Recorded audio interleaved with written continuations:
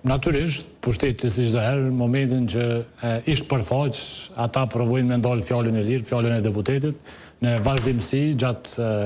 këtij sesioni parlamentar, qysh prej fillimit, qoftë kryetarit, sot edhe nën kryetari, vazhdoi me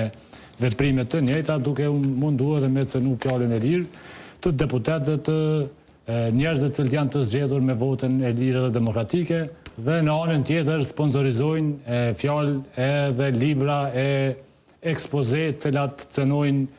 dhe rrezikojnë vlerat tona, vlerat me të cilat duhet ndihemi krenar, se cili qoftë ato të UÇK-s, por edhe mbështetjen e financojnë ekspozita të cilat kanë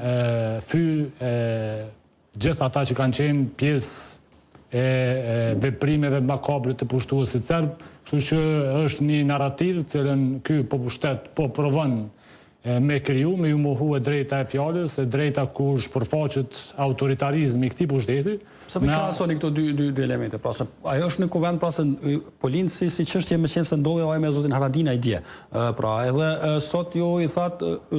tensioni lindi kur thatë që po mungon edhe lëvizjeve të vendosjeve lista serbe. Ajo është fakt, asnjë deputet i lëvizjes vendosje dhe asnjë deputet i listës serbe nuk ka qenë prej momentit kur jemi kthyer nga pauza në kuvendin e Republikës Kosovës. Dhe unë mbi bazën e fakteve duhet edhe me ekzistu diskutimi. Ata janë përfaqësues në kuvendin e Republikës Kosovës dy subjekte politike, cilat mund ngani në seancë.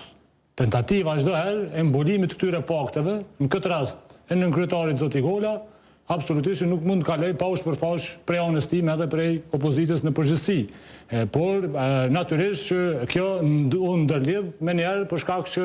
edhe në diskutimin unë i thashë ju po i mbështesni organizatat cilat